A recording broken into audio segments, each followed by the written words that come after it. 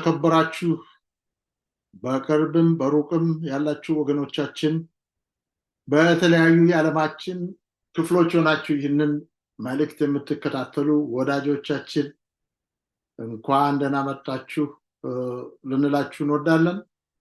ይህንን መልእክት ከኛ ጋር ስታጠኑ እንደማይቆጫችሁ እንኳንስ ተገኘው እንደምትሉ እርግጠኛ ነኝ። ይህ በኢትዮ ፋይበር እየተዘጋጀ የሚቀርብ መንፈሳዊ ትምህርት ነው። 13 ትምህርቶች አሉት። እነዚህ 13 ትምህርቶች በዚህ ጊዜ የቆሮንቶስን መልእክት ነው እያጠናን ያለነው። ዛሬ 4ኛውን ክፍል ደርሰናል። 4ኛውን ክፍል እንድናቀርብ ለኔና ለእህቴ ጃነት እድሉ ተሰጥቶናል። እንግዲህ ብዙም ነገር ሳናበዛ መግቢያ ጥቅሱን ካነበብኩ በኋላ ጸልየን ወደ ትምህርቱ እንገባለን። መግቢያ ጥቅሳችን የተወሰደው ከአንደኛ ቆሮንቶስ ምዕራፍ 6 ቁጥር 19 እና 20 ነው። የትምህርታችን ርዕስ ኃጢአት በቤተ ክርስቲያን ውስጥ ይላል። ኃጢአት በቤተ ክርስቲያን ውስጥ። ጥቅሱን ላንብብላችሁ እና እንጸልያለን። አንደኛ ቆሮንቶስ 6 19 እና 20 ወይስ ስጋችሁ ከእግዚአብሔር የተቀበላችሁት በእናንተ የሚኖረው የመንፈስ ቅዱስ ቤተ መቅደስ እንደሆነ አታውቁምን? በዋጋ ተገዝታችኋልና ለራሳችሁ አይደላችሁም። ስለዚህ በስጋችሁ እግዚአብሔርን አክብሩ ይላል እና መግቢያ ጸሎት እህታችን ጃነት ወይም ደግሞ ውብገነት እንድታደርግልን ጠይቃለሁ። እሺ ፓስተር፣ እግዚአብሔር ይባርክህ። ቅዱስና ዘላለማዊ የሆንክ ሁሉን የምትችል የሰራዊት ጌታ እግዚአብሔር አምላክ በጌታ በኢየሱስ ክርስቶስ ስም ደግሞ በዚህ ሰዓት እኔና ባሪያህ እንደዚሁም ደግሞ ይህንን ፕሮግራም የሚከታተሉ ሁሉ ወደ ጸጋ ዙፋን እንቀርባለን። አባት ሆይ እናመሰግንሃለን ስለሰጠህን እድል ልትጠቀምብን ስላወጣህን፣ እኛም ደግሞ ልታስተምረን ቃልህ ለእግሬ መብራት ለመንገዴም ሁሉ ብርሃን ነው ተብሎ እንደተጻፈ ይህ ክቡር የሆነው ቃልህ በእኛ ህይወት ውስጥ ሕያው ሆኖ እንዲሰራ ለሚመለከቱት ሁሉ ህይወት እንዲሆናቸው በጌታ በኢየሱስ ስም እንጸልያለን። በዚህ ቦታ የቃሉ ባለቤት የሆንከው መንፈስ ቅዱስ እንድትመጣ እኔንም ባሪያህንም እንድትነካን ጌታ ሆይ አንደበታችን ተነክቶ አንተ በውስጣችን እንድትናገር የኛ ድምጽ ሳይሆን ያንተ ድምጽ እንዲናገር ቃልህ ደግሞ መገለጥ እንድትሰጠን ለሚያዩት ሁሉ አባት ሆይ አይኖቻቸውን ከፍተህ ከቃልህ ድንቅ ነገር ማየት ይችሉ ዘንድ እንድትረዳቸው በክርስቶስ ኢየሱስ ስም ጸልያለሁ። ይህንን ጊዜ አንተ ተረከብ በጌታ በኢየሱስ ስም አሜን። እንግዲህ ኦልሬዲ ስሟን እየጠራሁ ስለነበረ ከኔ ጋር ዛሬ ይህን መልእክት የምታቀርብልን ማን እንደሆነች ያውቃቸዋል። እህታችን አንዳንዶች ጃነት ብለው ይጠሯታል፣ እኛ ግን ገኒ የምንላት ጀነት ቦጋለ ትባላለች። ውብገነት ቦጋለ ትባላለች። እኔ ደግሞ ፓስተር በየነ እባላለሁ። ሁለታችንም ከኤድመንተን ካናዳ ነው ይህንን መልእክት የምናቀርበው። የዛሬ ርዕሳችን ኃጢአት በቤተ ክርስቲያን ውስጥ ነው። ጠቅላላ እንደው ኃጢአት የሚባለው ነገር ማንም ሰው አይፈልግም፣ ጥሩ ቃል አይደለም። በቤተ ክርስቲያን ውስጥ ደግሞ ኃጢአት መታየቱ ትንሽ ያስደነግጣል። ዛሬ አንዳንድ የኃጢአት አይነቶችን እናነሳለን። እንደውም ዝም ብሎ ተራ ኃጢአት ሳይሆን በጣም የከፋ ኃጢአት ጭምር በቤተ ክርስቲያን ውስጥ ጥንትም እንደነበረ አሁንም እንዳለ ምንም መጽሐፍ ቅዱስ ስለሚናገር እኛም ልንክድ አንችልም። ይሄንን ቢቻል ኑሮ ጨርሶ ቤተክርስቲያን ንጹህ ብትሆን ጥሩ ነበረ። ነገር ግን በቤተክርስቲያን ውስጥም ጭምር ኃጢአት አለ ማለት ነው። በመግቢያ ጥቅሳችን ምንድነው? ሰውነታችን የእግዚአብሔር ቤተ መቅደስ ስለሆነ መርከስ የለበትም የሚል ሐሳብ ነው ያለው። ቤተ መቅደስ በቅድስና ሊጠበቅ የሚገባው ስፍራ ነው። በቅድስና ሊጠበቅ የሚገባው ለምንድን ነው? የመንፈስ ቅዱስ ማደሪያ ስለሆነ ነው። በዮሐንስ ወንጌል 14:16 ስናነብ እኔም አብን እለምናለሁ ለዘላለም ከእናንተ ጋር እንዲኖር ሌላ አጽናኝ ይሰጣችኋል፣ እርሱም ዓለም የማያየውና የማያውቀው ስለሆነ ሊቀበለው የማይቻለው የእውነት መንፈስ ነው። ነገር ግን ከእናንተ ዘንድ ስለሚኖር በውስጣችሁም ስለሚሆን እናንተ ታውቃላችሁ ይላል። ይሄ መንፈስ በውስጣችሁ አለ ይላል። ታዲያ የኔ ሰውነት የመንፈስ ቅዱስ ማደሪያ ስለሆነ በሰውነታችን ላይ የምናደርገው ማንኛውም ኃጢአት እግዚአብሔርን ፈጣሪያችንን ይጎዳል ማለት ያሳዝነዋል ማለት ነው። እሱን ይነካል። ሌላ ደግሞ የመንፈስ ቅዱስ ማደሪያ የሆነውን ሰውነታችንን ያረክሳል ማለት ነው። ስለዚህ በስጋችን ላይ የምንሰራው ማንኛውም ኃጢአት በፈጣሪያችንና በውስጣችን በሚያድረው በመንፈስ ቅዱስ ላይ የሚሰራ ኃጢአት መሆኑን ልንገነዘብ ይገባል። ጥቅሱ የሚነግረን የራሳችሁ አይደላችሁም ይለናል። የራሳችሁ አይደላችሁም። በአካላችን ላይ የፈለግነውን ነገር የማድረግ ስልጣን የለንም። በሱ በመፈጠራችን በከበረው በደሙ የተዋጀን በመሆናችን የሱ ነን ማለት ነው እና በአእምሯችን፣ በአካላችን፣ በመንፈሳዊ ህይወታችን ላይ የምናደርሰው ጉዳት ሁሉ፣ የምንሰራው ኃጢአት ሁሉ እግዚአብሔርን ይነካል እና ለሱ ክብር ልንጠቀም ይገባል። አሁን የምንኖርበት አካባቢ ባህል ትልቅ ተጽዕኖ ያሳድራል። ዛሬ ትምህርታችንም ይህን ጉዳይ ያነሳል። ባህሉ ራሱ አካባቢው ራሱ ተጽዕኖ ያሳድራል። ብዙ ሰዎች በተለይ ጋብቻን በተመለከተ አንድ ወንድ ለአንድ ሴት ብቻ ሲባል መጽሐፍ ቅዱሳችሁን አታነቡም እንዴ? አብርሃም እኮ ከምስቱ ሌላ ከአገልጋዩ እኮ ልጅ ወልዷል። ቢያንስ ያዕቆብን አታዩም እንዴ? 4 ሚስቶች እኮ ነበሩት። ዳዊትን አታዩም እንዴ? ብዙ ሚስቶችን እኮ አግብቷል እያሉ በመጽሐፍ ቅዱስ ውስጥ ከአንድ በላይ ሚስቶች ያሏቸውን ይጠቅሳል። እነዚህ ሰዎች ከአንድ በላይ ሚስት ያገቡት ሰዎች የባህል ተጽዕኖ ነው እንጂ መጽሐፍ ቅዱስ ፈቅዶላቸው አይደል። ባህል ግድ የለውም ይላል። አንድ ሰው 2 ሚስት ማግባት ይችላል። የዛ ዘመን እነሱ የነበሩበት ባህል አንድ ሰው 4 ማግባት ይችላል ይላል ባህሉ። መጽሐፍ ቅዱስ ግን በአንድም ስፍራ ሰው ከአንድ ሚስት በላይ ይኑረው ብሎ አያውቅም። በፍጹም በአንድም ስፍራ አይገኝም። እነዚያ ሰዎች ከአንድ ሚስት በላይ ያገቡት የእግዚአብሔርን ቃል ተላልፈው ነው። አእምሯችን እንደ ስፖንጅ ነው። በስሜት ራሳችን በኩል ወደ ውስጥ የሚገቡ ነገሮችን መጥቶ ያስቀራል እና የአካባቢያችን ወግና ባህል ተጽዕኖ ያሳድራል። የቆሮንቶስን ምዕመናን ስናይ ከጣዖት አምልኮ አረመኔ ህብረተሰብ የመጡ ናቸው እና በነበሩበት ማህበረሰብ ውስጥ መንዝር ከኃጢአት አይቆጠርም፣ እንደውም እንደ መልካም ነገር ይቆጠራል ማለት ነው እና እነሱ ጋር አታመንዝር የሚል ከተመለሱም በኋላ ጭምር ድሮ ትተው የመጡትን ነገር በተለይ መንዝርን በቤተክርስቲያን ውስጥ ይታይ ነበር። እነሱን የቆሮንቶስን ሰዎች አታመንዝር ማለት እና ኢትዮጵያዊን ቡና አጠጣ ማለት አንድ አይነት ትምህርት ነው እና መተው አልቻሉ።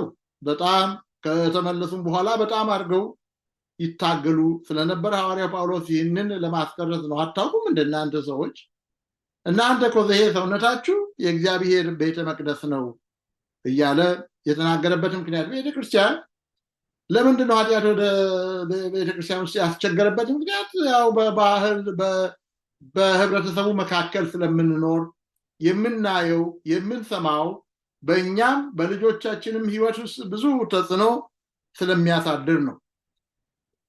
ለምሳሌ 7ኛው ቀን የእግዚአብሔር አምላክ ሰንበት ነው 6 ቀን ስራ ተግባርን ሁሉ አድርግ፣ 7ኛው ቀን ግን የእግዚአብሔር አምላክ ሰንበት ነው። መጽሐፍ ቅዱስ የሚለው ነው። ከየት መጣ በእሑድ ቀን ማምለክ? ባህል ነው። ከባህል እግዚአብሔር ቃል ይሄ ነው ስል ባህሉ ደግሞ ህብረተሰቡ ደግሞ የለም ይሄ ነው ብሎ አመነ። ከዚያ እሑድ የአምልኮ ቀን ሆነ ማለት ነው እና ምንም ከዛ ልንላቀቅ አልቻልንም። ከዚያ ትንሽ ሌላው መናገር የሚፈልገው በእምነትና በተግባር መካከል ያለው አለመጣጣም ነው። በክርስትና ታሪክ ውስጥ ቤተክርስቲያን ምን መምሰል እንዳለባት ለማወቅ የስነ መለኮት ሊቃውንት፣ ፓስተሮች፣ ተራ ምዕመናን ጭምር ጥናት አድርገዋል፣ አዲስ ኪዳንን አጥንተዋል እና ምንድነው ውጤቱ የሚያሳየው? ኦብቪየስ የሆነ ነገር በሐዋርያት ስራ ስናይ በቤተክርስቲያን ውስጥ መልካም ያልሆኑ ተግባራትን ይታያል። መልካም ያልሆኑ ተግባራት ይታያል። በየትኛውም ዘመን ቤተክርስቲያን ከችግር ነፃ ሆና አታውቅም። ሁልጊዜ አለ እና በተለይ አሁን እኔ በጣም አድርጌ የማነሳው በዚህን ጊዜ በአንደኛ ቆሮንቶስ 5 ከ1 እስከ 13 ያለውን ነገር ነው። ቤተክርስቲያኒቱ ምን ያህል አዘቅት ውስጥ በኃጢአት አዘቅት ውስጥ እንደወደቀች የሚያሳይ ታሪክ እናነባለን። እዛ የተጠቀሰው ነገር በጣም ነውረኛ ነገር እናነባለን። ለመስማት ጭምር የሚሰቀጥጥ ሐዋርያው በአሕዛብ ዘንድ እንኳን ያልታየ ነውረኛ ተግባር ብሎ የጠራው ተግባር እናያለን እና በመሰረቱ ማንኛውም ዝሙት ኃጢአት ነው። ማንኛውም ዝሙት ይሄ ጥሩ ዝሙት ነው፣ ይሄ መጥፎ ዝሙት ነው ተብሎ ደረጃ የሚወጣለት የለም። ሁሉ መጥፎ ነው። በአካላችን በእግዚአብሔር ቤተ መቅደስ በሆነው በአካላችን ላይ የሚፈጸም ተግባር ስለሆነ እግዚአብሔር መበደል ነው። ነገር ግን አንዳንዴ እንዴ የሚያሰኝ በ5ኛው ምዕራፍ በአንደኛ ቆሮንቶስ ስናነብ አንድ የቤተ ክርስቲያን አባል ከአባቱ ሚስት ወይም ከእንጀራ እናቱ ጋር ዝሙት እንደፈጸመ እንመለከታለን።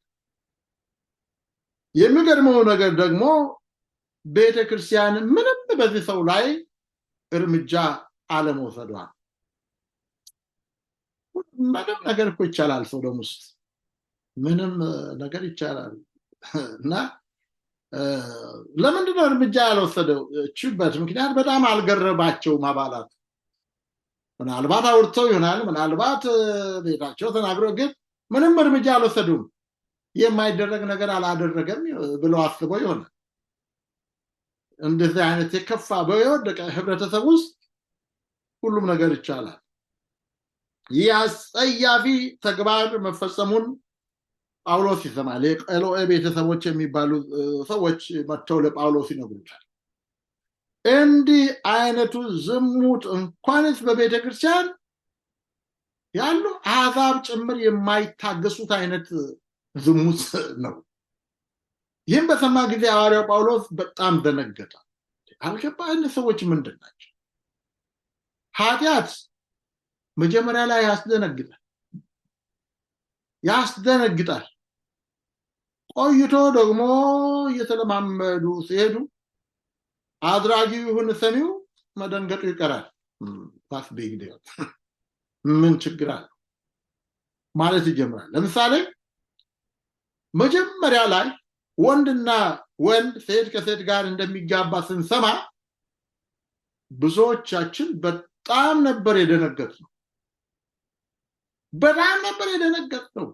ወሬው እሱ ብቻ ነበር። በጣም ነበር የደነገጥነው። ዓመት አለፈ፣ 5 ዓመት አለፈ፣ 10 ዓመት አለፈ። አሁን በቃ ጆሮ ሰማና ምንም እንደው አይገርምንም። ወንድ ከወንድ ጋር ተጋባ በአንድ ሰቀን መተው ጀመር። በተደጋጋሚ ስለሰማ ጆሮ ለመደው ማለት ነው። አሁንማ ትምህርት ቤት እንደው ትንሽ የኛ ጀነሬሽን ይሞክራል ለመቃወም እንጂ የልጆቻችን ጀነሬሽን ማታው እንጂ እንደዛ እኮ ነው የተፈጠረው፣ ምን ችግር አለበት ማለት ጀምሮ ወጣቱ ትውልድ ማለት ነው። እና ይሄ በጣም የሚያሳዝን ነው። ከእንጀራ እናቱ ጋር ባመነዘረው ሰው የቆሮንቶስ ቤተክርስቲያን ምንም እርምጃ አልወሰደችም። ተጠየቀ የሚልም የለም ምንም። እንዲያውም ስታነቡ ይባስ ብለው ይህንን አስጸያፊ ተግባር የፈጸመው ሰው በመታገሳቸው ምክንያት እንደተመኩ ኩራት እንደተሰማቸው እናነባለን። አንደኛ ቆሮንቶስ 5:6 ታለም ይሄ ትምክህትስ ምንድን ነው? እኛ እኮ እንደ እንትን ቶሎ ብለን እርምጃ አንወስድም፣ በጣም ታጋሾች ነን ብለው ይሆናል። ለምን ዝም እንዳሉ አልተጠቀሰም። ምናልባት ይህን ተግባር የፈጸመ ሰው ሀብታም ይሆናል፣ ብዙ አስራት የሚመልስ። ሀብታሞችን ብዙ አስራት የሚሰጡ ሰዎች በተለየ መንገድ ነው የሚስተናግዱት። በጣም ነው እነሱን የምታገሷቸው። ለምን ሰንበት ቀን ሰራችሁ፣ ለምን እኔ ሆነ ብሎ እነሱን መጠየቅ ብዙን ጊዜ ይከብዳል። የሰሯት መልካም ነገር ካለች እንትናቸው መልካም ጎኑ እንጂ የሚነሳው የድካም ክፍሉ አይነካም። ምናልባትም ይሄ ይሆናል ችግሩ። ወይም ደግሞ ምናልባት ሁሉም ሰው ያደረገው የለም እንደ ምን አለበት ይሄ ሰው ያደረገው ምን አዲስ ነው፣ ሁለቱ እስከተስማሙ ድረስ ምን ችግር አለ ብለው ይሆናል። አልተጠቀሰም። ምናልባት ደግሞ ዛሬ በዚህ ዘመን እንደሚደረገው አይዶን ጃጅ ነው የሚሉት እዚህ ሰዎች እና ሌላ ጋር ምን እንደሚሉ አላውቅም። ወንድ ከወንድ ጋር ተጋባት አይዶን ጃጅ፣ እኔ አልፈርድም። ያችን ጥቅስ ሁሉ ያውቃታል። አትፍረዱ ይፈረድባቸዋል የምትለዋን ጥቅስ ሁሉም ሰው ያውቃታል። ኃጢአት ሲሰራ ዝም ብላችሁ እዩ፣ ሳቁ፣ ፈገግ በሉ የተባለ ይመስል እኔ አልፈርድም ይላል። ኃጢአትን ኃጢአት ነው ማለት መፍረድ አይደለም። በደንብ እፈርዳለሁ፣ በደንብ አድርጌ እፈርዳለሁ። ኃጢአት ነው ትንሽ እኔ ደካማ ሆንኩ ብርቱ ሆንኩ ኃጢአት ጽድቅ ሊሆን አይችልም። ነገር ግን ሰዎች አይዶን ጃጅ ወይም ደግሞ እኔ አልፈርድም የሚል አመለካከት እንደነበራቸው እንመለከታለን። እና እንግዲህ ሐዋርያ ጳውሎስ እንዲህ አይነቱ ሰው ላይ እርምጃ ሊወሰድበት እንደሚገባ፣ ምንስ አይነት እርምጃ ሊወሰድበት እንደሚገባ ተናግሯል። ቤተክርስቲያን ስሟን ለመጠበቅ ይህንን ኃጢአት እንደሚጠላ ለማሳወቅ ኃጢአት በሚያደርጉ ሰዎች ላይ እርምጃ መውሰድ አለባት። ነገር ግን ሁሌ ትከታተላለች። ተመልሳ ያንን ሰው መልሳ ለማምጣት ጥረት ታደርጋለች፣ እርምጃ ግን ትወስዳለች። እንግዲህ እኔ ይህንን ካልኩ በኋላ ቀጥሎ ያለውን ክፍል ለእህታችን ለገኒ እሰጣለሁኝ። እሷ ደግሞ የሚትነግረንን እንሰማል። ትልቁ ርዕሳችን እንዳትረሱ ኃጢአት በቤተ ክርስቲያን ውስጥ የሚለው። እሺ ፓስተር፣ እግዚአብሔር ይባርክህ። ግሩም አድርገህ ተናግረኸዋል። አብዛኛውን እኔ መናገር የነበረብኝንም ሁሉ ጠቅሰዋል። ግን ባጭሩ እኔ መናገር እችላለሁኝ። እንግዲህ ከዚህ በኋላ እንግዲህ እንዴት ነው ነውርን ኃጢአትን እንዴት አድርገን እናስተናግድ ነው። እንደዚህ አይነት አንተ የጠቀስካቸው በአንደኛ ቆሮንቶስ 5:1-13 ያሉትን ችግሮች እንግዲህ ኦብቪየስሊ ከጾታዊ ግንኙነት ጋር የተያያዙ ጉዳዮች ይለዋል ለሰኑ። ግን በእናንተ መካከል ዝሙት እንዳለ ይወራል ነው ያላቸው ጳውሎስ። የዛም አይነት ዝሙት ደግሞ በአሕዛብ እንኳን የማይገኝ በዓለም ውስጥ እንኳን የሌለ ዓለም እንኳን የሚጸየፈውን አይነት ዝሙት ነው በቤተ ክርስቲያን ውስጥ የነበረው እና የአባቱን ሚስት ያገባ ሰው ይኖራል አለ። እንግዲህ ይሄኛው እኔ አሁንም የማቀርበው ደግሞ ምንድን ነው፣ እንዴት እናስተናግድ እንዲህ አይነት ነገሮችን? ጳውሎስ እንዴት ነው ምንድን የተናገረው? እኛስ እንዴት እናድርግ ነው። በዛን ጊዜ የነበረ ኃጢአት አሁንም አለ። ከጾታዊ ግንኙነት ጋር የተያያዙ ጉዳዮችን እንዴት መስተናገድ እንዳለባቸው ነው ጳውሎስ የሚነግራቸው። ከጾታዊ ግንኙነት ጋር የተያያዙ ጉዳዮች ማስተናገድ ሁል ጊዜም ከባድ ነው። ያን ጊዜም ከባድ ነበር፣ አሁንም ደግሞ ከባድ ነው። ለጳውሎስ ከባድ ነበር፣ ለእኛም ደግሞ ከባድ ነው። ነገር ግን ለእግዚአብሔር ቃል ታማኝ መሆን አለብን። ቤተክርስቲያኗ፣ የቤተክርስቲያን ሊደሮች፣ መሪዎች ይሄን ነው የሚጠበቅባቸው። ለእግዚአብሔር ቃል ታማኝ መሆን ይኖርባቸዋል። ይህ ማለት መጽሐፍ ቅዱስ ስለዚህ ጉዳይ ምን እንደሚል ማየት በደንብ ማጥናት ያስፈልጋል። እንግዲህ በጸሎትና በፍቅር መያዝ እንዳለብን ነው የሚናገረው። ምንም ይሁን ምንም ዋናው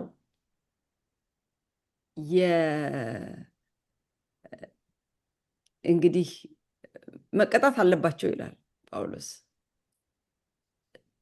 ይሄ መቀጣት ወይም ምናልባት መቀጣት የሚለው ቃል ከበድ ሊል ይችላል፣ ግን it needs to be addressed በደንብ ተደርጎ ዲል ማድረግ ያስፈልጋል። ከዚህ አይነት ኢሹ ዝም ማለት የለባችሁም ነው የሚለው እና ምንም ይሁን ምንም at the end ጎላችን፣ ግባችን መሆን ያለበት ያንን የወደቀ ሰው ወደ ቀድሞ ሁኔታ መመለስ ወይንም ማደስ መሆኑን ፈጽሞ መረሳት እንደሌለብን ነው የሚነግረው።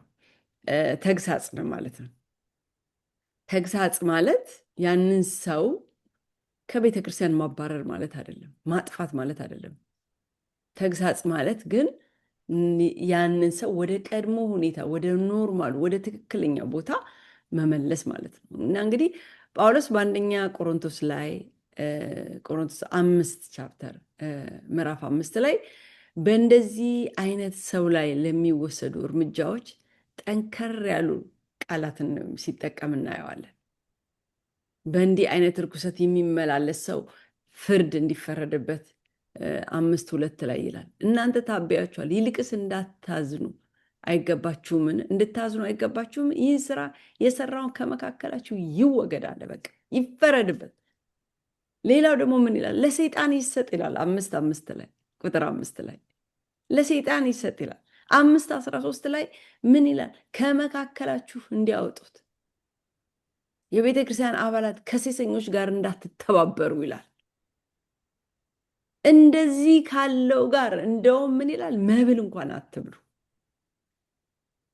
እንግዲህ ጳውሎስ በማን አለብኝነት የሚፈጸምን የኃጢአት መንገድ እየተጋፈጠ እንደነበረ ማስታወስ ይኖርብናል።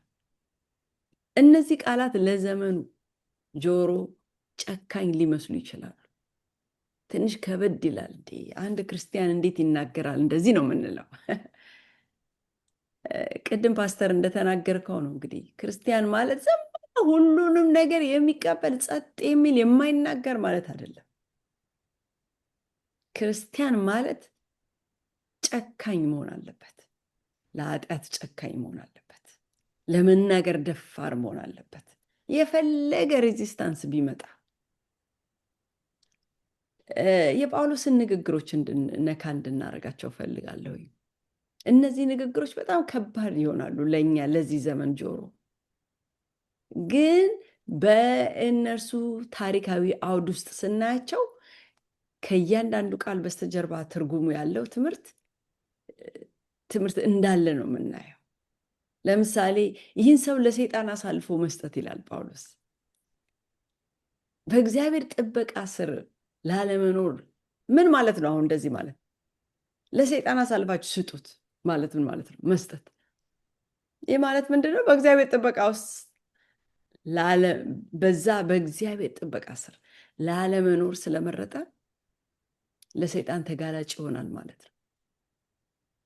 ይሄ ደግሞ ማለት በዋናነት የዛ ሰው የራሱ ምርጫ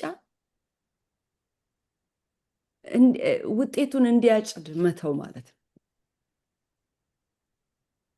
ሌላው ነገር አብሯችሁ አትብሉ ሲል ምን ማለት ነው? በግልጽ ኃጢአት ውስጥ ከሚኖር ሰው ጋር የቅርብ ግንኙነት ማድረግ አደገኛ ነው። እንደውም ጳውሎስ ሁል ጊዜ ቁጥር 7 ላይ ምን ይላል?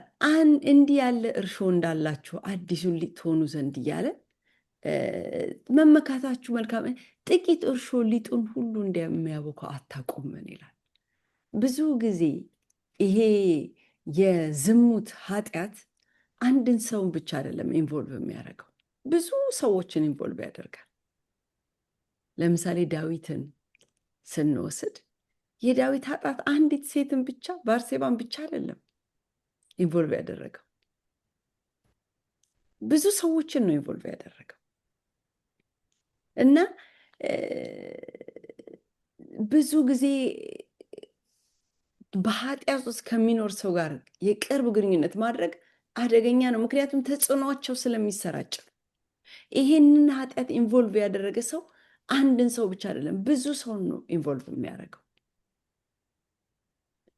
ጳውሎስ በጥንቱ በዛን ዘመን ባህል አብሮ መብላት አብሮ መመገብ ማለት ብዙ እሴቶችን መጋራት ማለት ነው።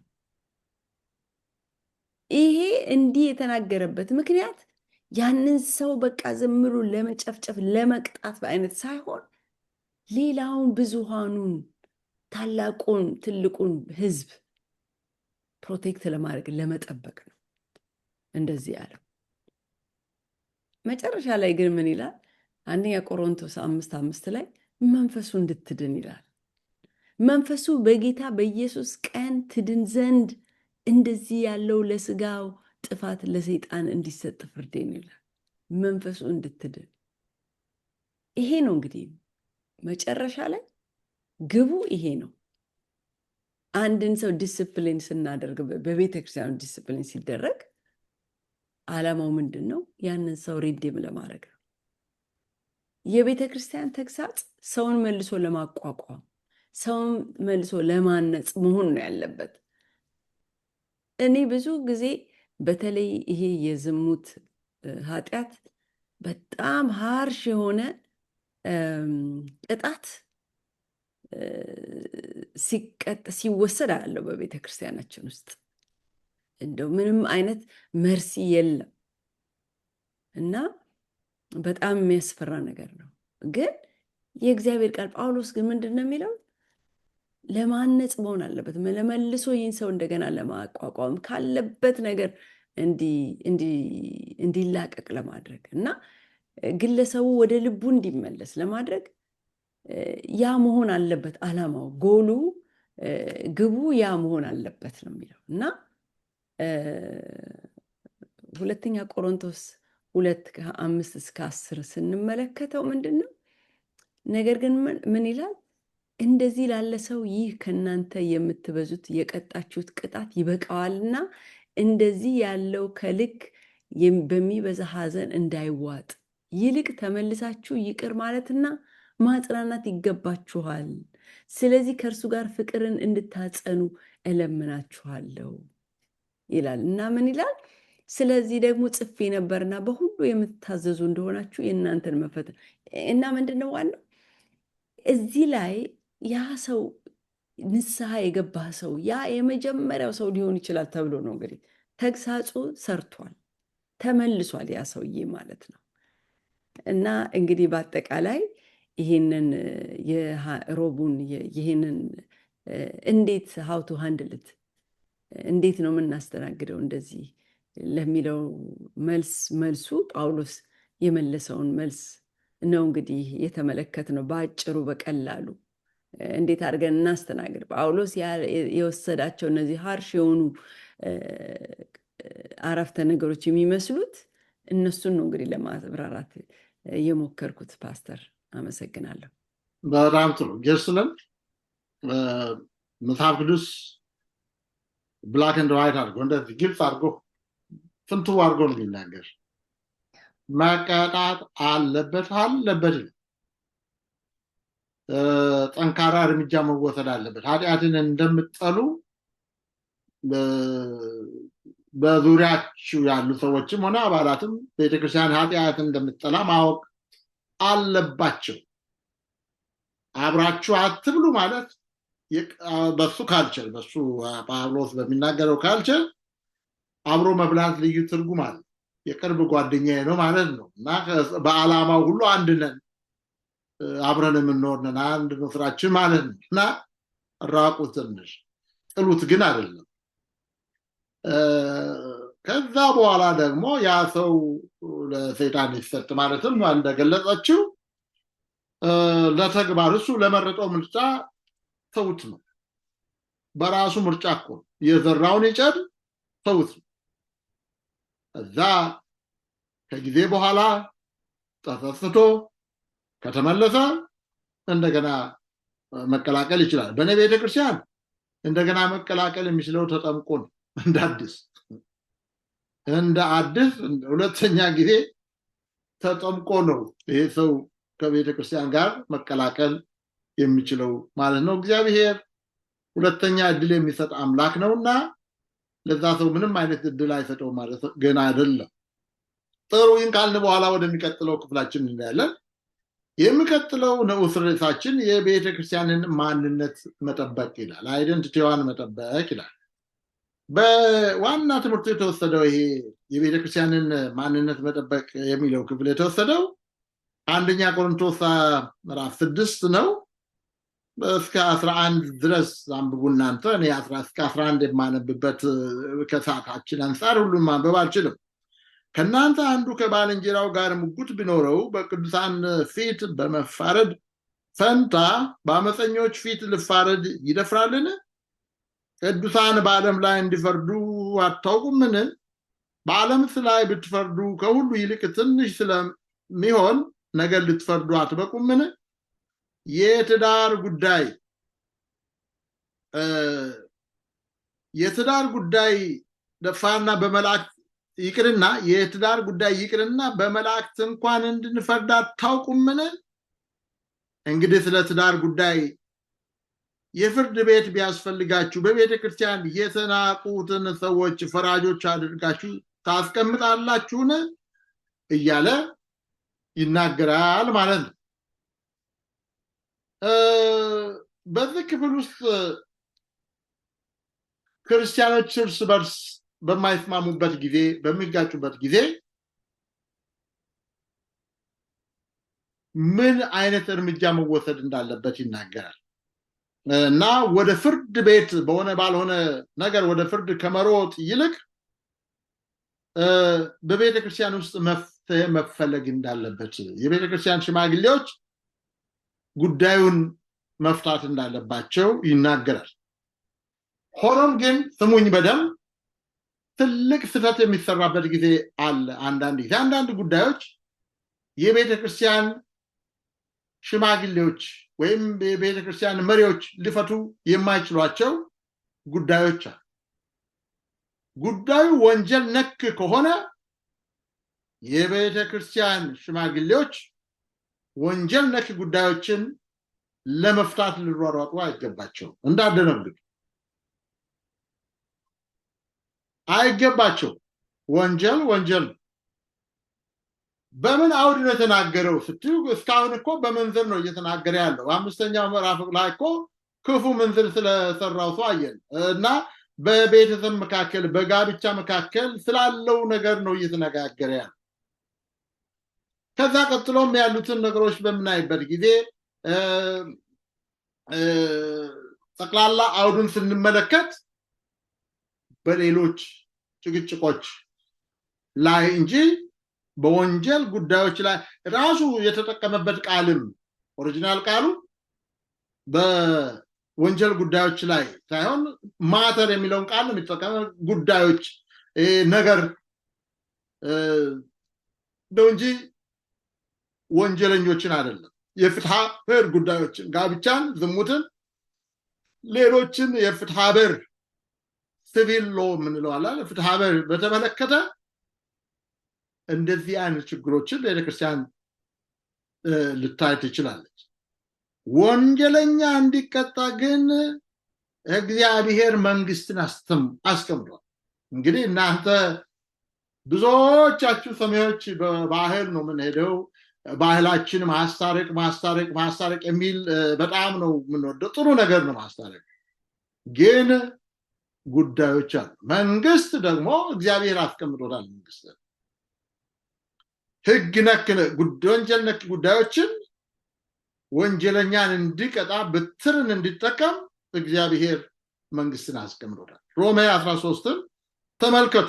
ስለዚህ በአንደኛ ቆሮንቶስ 6 ከ1 እስከ 11 ላይ ያለው ሐሳብ ወንጀለኛን አይመለከትም።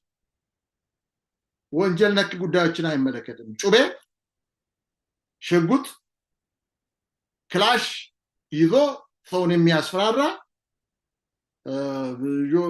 ልጆቹን ምስቱን ሰፈሩን ተሮራይዝ የሚያደርግ ሰው መጀመሪያውን እኮ ቤተክርስቲያንን አላከበረም። ከዛ ሰው ጋር አቅምም የላትም። እንዲህ አይነት ኃላፊነት ቤተክርስቲያን አትወስድም እና ይህንን ጉዳይ አሁን እንዳልኳችሁ ጩቤ፣ ሽጉጥ፣ ጠመንጃ ይዞ የሚያስፈራራውን ሰው ለማስታረቅ መሞከር እና ይህንን ጥቅስ ቤተክርስቲያን ትፍታው የሚለውን ጥቅስ መጥቀስ ጥቅሱን ከአውዱ ውጪ መረዳት ነው። ከወስብ ጋር የተያያዙ ይሁኑ ወይም የንብረት ክርክሮች ሊሆኑ ይችላሉ። እነዚህን ቤተክርስቲያን አሁን ልትነጋገር ልትፈታ ትችላለች እና በኒው ኪንግ ጄምስ ቨርዥን ላይ ማተር ያላቸው ጉዳይ፣ ነገር ተብሎ የተጠቀሰው ሐሳብ የፍትሐ ብሔር ጉዳይ ነው። በዘዳግም 22-24 እንደምናነበው በዚያን ጊዜ ቤተክርስቲያን የምትፈታው ችግር አለ። አንድ ሰው ከአንድ ሰው ምስት ጋር ሲያመነዝር ቢገኝ፣ ሴት ከሌላ ጋር ስታመነዝር ስትገኝ የምትቀጣበት አግባብ አለ። እሱ የቤተክርስቲያን ስራ ነው። የቤተክርስቲያን ሰው አባላት ተወያይተው ቤተክርስቲያንን መመሪያ አላት እና ጉዳዩን መፍታት ትችላለች ከዝሙት ጋር የተያያዘ ሲሆን። ግን ማጠቃለያ በደንብ አድርጋችሁ ስሙ። የህፃናት ጥቃት ወይም ቻይልድ አቢዩዝ ከሆነ እንዴ ፌር ነው ወይ ለዚያ አቢዩዝ ለተደረገ ህፃን? ሰዎች ነገ ጥቅስ እየጠቀሱ ይሄ ሰው እንርዳው እያሉ መጥተው ያውቃል። የወሲብ ጥቃት፣ በግድ ሴት የደፈረ ሰው፣ ግድያ፣ ዝርፊያ፣ ከባድ የአካል ጥቃት ያደረሰ በህግ የሚያስጠይቁ ወንጀሎችን የፈጸመ ሰው ይህንን ሰው ለመቅጣት መንግስት ብትር ተሰጥቶ ይቅርታ አድርጉልኝ የመጨረሻዋን ጽዋ መጠጣት አለበት። ጭልጥ አድርጎ የዘራውን ያጭዳል ይላል እግዚአብሔር ቃል። ይሄ ኃጢአት አይደለም። እኔ እጄን አላስገባም። እኔ አሁንም እስካሁን ድረስ አንዳንድ ቦታ ህፃናት ልጆች ይጠለፋሉ ለጋብቻ ተብለው እድሜያቸው 18 ዓመት ያልሞላቸው ህፃናት ጭምር ይጠለፋሉ። ይሄ ፌር ነው ለልጆች? ለመማር እየሄዱ በመንገድ ላይ የለም ህፃናት ባይሆኑ 18 ዓመት ወይም 20 የሞላት ስትጠለፍ አይደለም። ካለማወቅ ባህል አስታርቁ ይላል። አትግቡ፣ እዛ ውስጥ ወንጀለኛ ይቀጣ፣ አትግቡ። በቃ ይሄ ነው። ጥያቄ ካላችሁ አነጋግሩ። የለም ይሄ ወንጀልን መሸፈን ነው። እንዲህ አድርጋችሁ ሸፍናችሁ ሴት የጠለፈ እንዲሄድ ማድረግ ነው። ይሄ መጽሐፍ ቅዱሳዊ አይደለም። መንግስት ክፉን ለመቅጣት መልካሙን ለመጠበቅ ስልጣን ተሰጥቶታል፣ ይቀጣል። እና ቤተክርስቲያን የወንጀል ጉዳዮችን በድብቅ ለመሸፈን ወይም በቤተክርስቲያን ውስጥ እንፈተዋለን በማለት ለባለስልጣናቱ ጋር እንዳይደርሱ ለማድረግ ማታ የሚዞሩ ሰዎች አሉ። እርቅ ባክህን እያሉ። ይሄ መጽሐፍ ቅዱሳዊ አይደለም። ምናልባት ይህን መልእክት የምትሰሙ ሽማግሌዎች ካላችሁ፣ ወጣቶች ይህንን አድርሱ። እስከ ዛሬ ድረስ ህፃናት ይጠለፋሉ እኛ ጋር፣ እስከ ዛሬ ድረስ። አሁን በዚህ በተሻሻለው ዘመን ጭምር ልጆች አሉ። እዛ ውስጥ አንገባም። በቀላሉ ግን አውዱ ምንድነው? በቤተክርስቲያን ውስጥ ከምንዝር ጋር በምንዝር አውድ ነው የተናገረው። የተያያዙ ችግሮች፣ ክርክሮች፣ የንብረት ጉዳይም ሊሆን ይችላል በሚነሱበት ጊዜ ፍትሐ ብሔር ጉዳዮች ወንጀል ያልሆኑ ጉዳዮች በሚነሱበት ጊዜ ያኔ ቤተክርስቲያን መፈታት አለባቸው ቤተክርስቲያን ችግሩ መፈታት አለበት የሚል ነው እንግዲህ ይሄ ነው እኔ አሁን በዚህ ጊዜ መናገር የፈለኩት ቀጥሎ ደግሞ ለእህታችን ለጃነት እንደገና ሌላውን እድል ይስጣት ትንሽ አረዘምኩ መሰለኝ በዚህ እንትን ላይ ስሜታዊ ሆኜ ነበረ የልጆች አባት ነኝ ዞር ይቅርታ አድርጉልኝ ችግር የለም ፓስተር ትክክል ነው የተናገርከው እግዚአብሔር ይባርክህ እኔ ደግሞ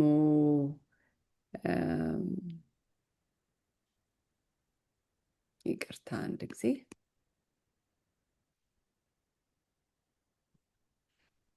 እንግዲህ ለሴሰኝነት ወይንም ይሄ ለምንዝርና ወይንም ለጾታዊ ኃጢአት የሚሆን መፍትሄውን እንግዲህ መከላከያውን ነው የሚናገረው ይሄኛው ለሰን እና በጣም ከዛ በፊት አንደኛ ቆሮንቶስ 6 ከ12 እስከ 20 ያለውን ምን ይላል ሁሉ ነገር ተፈቅዶልኛል ይላል ጳውሎስ ይሁን እንጂ ሁሉም ነገር አይጠቅምም ሁሉ ነገር ተፈቅዶልኛል ይሁን እንጂ ምንም ነገር በእኔ ላይ አይሰለጥንም ደግሞም ምግብ ለሆድ ነው ሆድም ለምግብ ነው እግዚአብሔር ግን ሁለቱንም ያጠፋቸዋል ሰውነት ለጌታ ነው እንጂ ለዝሙት አይደለም ጌታም ለሰውነት ነው እግዚአብሔር ጌታን ከሙታን እንዳስነሳው እኛንም ደግሞ በኃይሉ ከሙታን ያስነሳናል ሰውነታችሁ የክርስቶስ የአካሉ ብልቶች እንደሆኑ አታውቁምን ታዲያ የክርስቶስን ብልቶች ወስጄ ከዝሙት አዳሪ ብልቶች ጋር እንዴት አንድ ላርገው ከቶ አይሆንም ወይንስ ከዝሙት አዳሪ ጋር የሚተባበር ሰው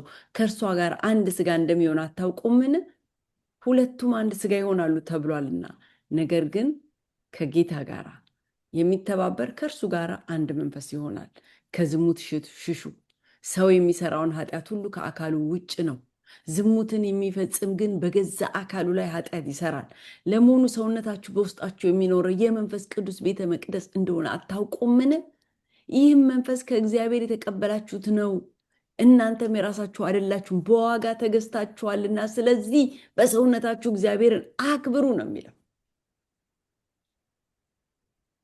ይሄንም እንግዲህ ጥያቄው ምንድነው በመቀደስ እና ከሴሰኝነት በመራቅ መካከል ያለው ቁርኝት ምንድነው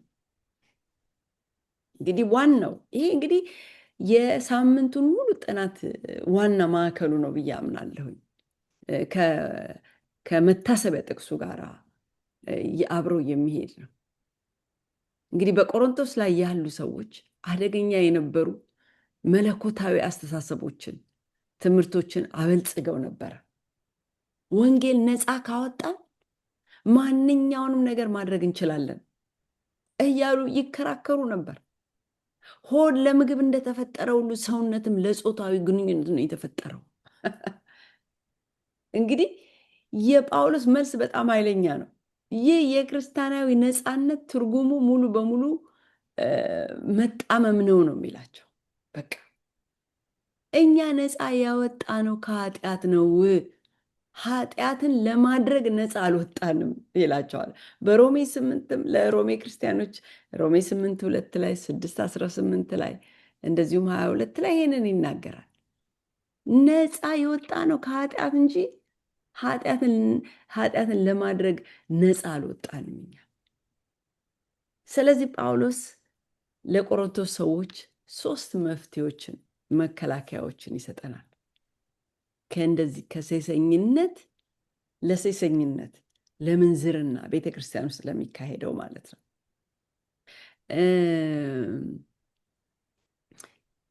ጳውሎስ እኮ መጀመሪያውንም የቆሮንቶስን ሰዎች እናንተ በቃ ዩር ስቲል ካርናል ናችሁ ይላቸዋል በቃ የስጋ ሰው ናችሁ ስቲል ይሄ ማንነት ነግሶባችኋል በቃ ራሳችሁ በቃ ኃጢአተኞች እንዴት ነው ስቲል እንግዲህ ጌታ ክርስቶስን ስንቀበል አዲስ ፍጥረቶችን አይደለ እናንተ ግን አሮጌው ናችሁ ስቲል አልተለወጣችሁም ከበድ ያለ ነገር እንዳልነግራችሁ መልእክቱ ሊገባችሁ አይችሉም እናንተ ስፒሪቹዋሊ ኢማቹር ናችሁ ወተት ነው ስቲል የምትጠጡት እያላቸው ነበረ ስለዚህ እነዚህ ብዙ አይነት ዘርፉ ብዙ ነው የቆሮንቶስ ቤተክርስቲያን ችግር የነበረው እና አሁን የምናየው ግን ይህንን ሴሰኝነት ወይንም ምንዝርና ነው ወይንም ዝሙት ይለዋል። እና ለነዚህ እንግዲህ ለዝሙት 3 መፍትሄዎች ይነግረናል። አንደኛው መፍትሄ አንደኛ ቆሮንቶስ 6:11 ላይ ያለው ከእናንተም አንዳንዶቹ እንደነዚህ ነበራችሁ፣ ነገር ግን በጌታ በኢየሱስ ክርስቶስም በአምላካችን መንፈስ ታጥባችኋል፣ ተቀድሳችኋል፣ ጸድቃችኋል። ስለዚህ ይሄ ለኛ አሁን ላለነው ክርስቲያኖች አንደኛው መፍትሄያችን ይሄ ነው። ታጥበናል፣ የታጠብነን ያ አሮጌው ማንነታችን ታጥብ። መታጠብ ማለት እኮ ንጹህ መሆን ማለት ነው። ከታጠብን ያ ኃጢአት በነጭ ልብስ ከተሸፈንን በኋላ ተቀድሰናል። የተቀደስን ሰዎችንን ከዛስ ምን ይላል? ጸድቀናል ይላል። በቃ በአምላካችን መንፈስ ታጥባችኋል፣ ተቀድሳችኋል፣ ጸድቃችኋል። ይሄ ነው በቃ። እና ደስ ይለኛል አንደኛ ቆሮንቶስ 6ኛው ምዕራፍ ላይ ወይስ አመፀኞች የእግዚአብሔር መንግስት እንደማይወርሱ አታውቁምን? አትሳቱ። ሴሰኞች ቢሆኑ ጣዖት የሚያመልኩ ወይንም አመንዝሮች ወይ ቀላጮች ወይንም ከወንድ ጋር ዝሙት የሚሰሩ ወይ ሌቦች ወይ ገንዘብ የሚመኙ ሰካሮች፣ ተሳዳቢዎች፣ ነጣቂዎች የእግዚአብሔር መንግስት አይወርሱም ይላል። እና እነዚህ የተዘረዘሩት ኃጢአቶች በኢየሱስ ደም በታጠቡት ሰዎች ህይወት ውስጥ ቦታ የላቸውም ነው የሚለው። ማንነታችን ተለውጧል። ታሪካችን እንደገና ተጽፏል። ያ መታጠብ ጨርሶ እንዳልተፈጸመ አድርገን መኖር አንችልም ነው የሚለው። ሁለተኛው ቶሎ ልበል። ሁለተኛው እኛ የክርስቶስ አካል ነን ይላል። አንደኛ ቆሮንቶስ 6:15 ላይ ምናል ስጋችሁ የክርስቶስ ብልቶች እንደሆኑ አታውቁምን? እንግዲህ የክርስቶስን ብልቶች ወስጄ የጋለሞታ ብልቶች ላደርጋቸው አይገባም። እንግዲህ ሴሰኝነት የግል የሞራል ውቀት ብቻ አይደለም። ከክርስቶስ ጋር ያለንን አንድነት መጣስ ነው። ከጋብቻ ውጭ ከሆነ አካል ጋር የሚገናኝ ማንኛውም ሰው ከሱ ጋር አንድ አካል ይሆናል። ከክርስቶስ ጋር እየተዋሃድን በአንድ ጊዜ ደግሞ ከኃጢአት ጋር መዋሃድ ኢትስ ኢምፖሲብል። ያ በጣም የተጻረረ ነገር ነው። እርስ በርሳቸው የሚሄዱ ነገሮች አይደሉም። ሶስተኛው መፍትሄ አካላችን የመንፈስ ቅዱስ እናንተ የእግዚአብሔር መንፈስ የሚያድርባችሁ የእግዚአብሔር ቤተ መቅደስ ናችሁ ይላል። እንደውም ይላል መጀመሪያው ላይ አይ ቲንክ ሁለተኛው ላይ ነው መሰለኝ አንደኛ ቆሮንቶስ 2ኛ ቻፕተር ላይ እናንተ የእግዚአብሔር ቤተ መቅደስ መሆናችሁን አታውቁምን ይላል። ማንም የእግዚአብሔር መቅደስ ቢያፈርስ እግዚአብሔር ያፈርሰዋል ይላል። በቃ የሚያበላሸው ሁሉ ወይስ ስጋችሁ ከእግዚአብሔር የተቀበላችሁት በእናንተ የሚኖር የመንፈስ ቅዱስ ቤተ መቅደስ እንደሆነ አታውቁም ይለናል። እንደገና ደግሞ በምዕራፍ 6 ላይ በዋጋ ተገዝታችኋል። በቃ እኛ እኮ የራሳችን አይደለንም ከእንግዲህ በኋላ። ስለዚህ ምን ይላል? በስጋችሁ እግዚአብሔርን አክብሩት። ይሄ ደግሞ ምንዝርና ብቻ አይደለም ፓስተር።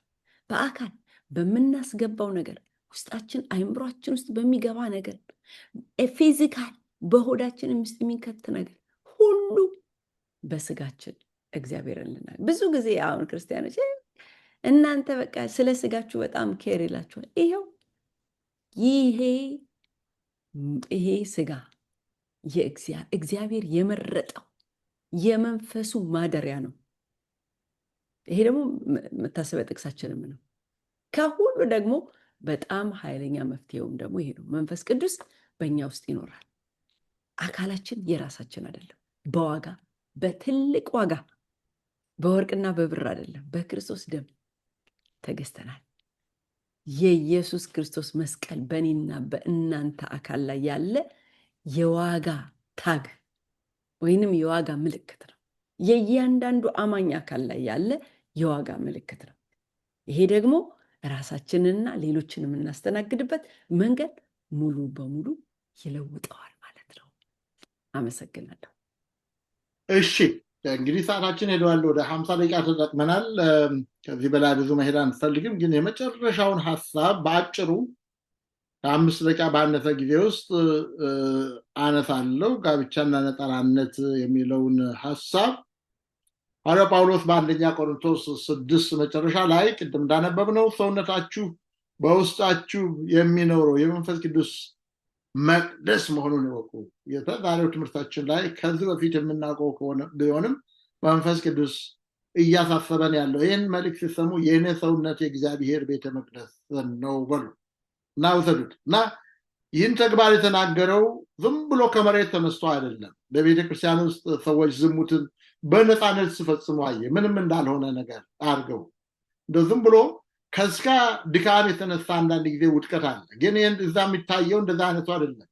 ልክ የተፈቀደ ከአባቱ እርሻ ብርቱካን ወይም እንትን ቀጥፎ እንደሚበላ ሰው ማለት ነው። እኔ በልጅነቴ ብርቱካን ነበረው አባቴና ፈቃድ አያስፈልገኝም ቆርጭ ለራሴ መብላት ብቻ ሳይሆን ለጓደኞችም የመስጠት ነፃነት ነበረኝ እና ኃጢአትን እንደዚያ ዝሙትን ልክ እንደዚያ በነፃነት ይሄ ድካም ተሰምቷቸው የስጋ ውድቀት ምናምን አለ አይደለም እየሞከርክ እያለ የምትወርቀው እሱ ሳይሆን በነፃነት ፕላን አውጥተህ አጀንዳ አውጥተህ የናየና እንዴ እናንተ ሰውነታችሁ እኮ የእግዚአብሔር ቤተ መቅደስ እኮ በዋጋ የተገዛችሁ እኮ ናችሁ።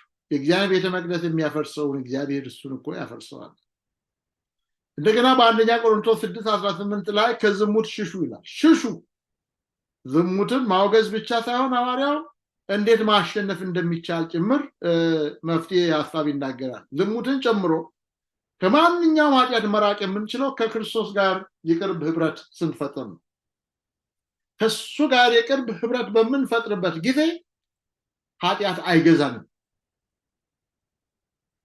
በልባችን ወንበሩን ይዞ አይቀመጥም።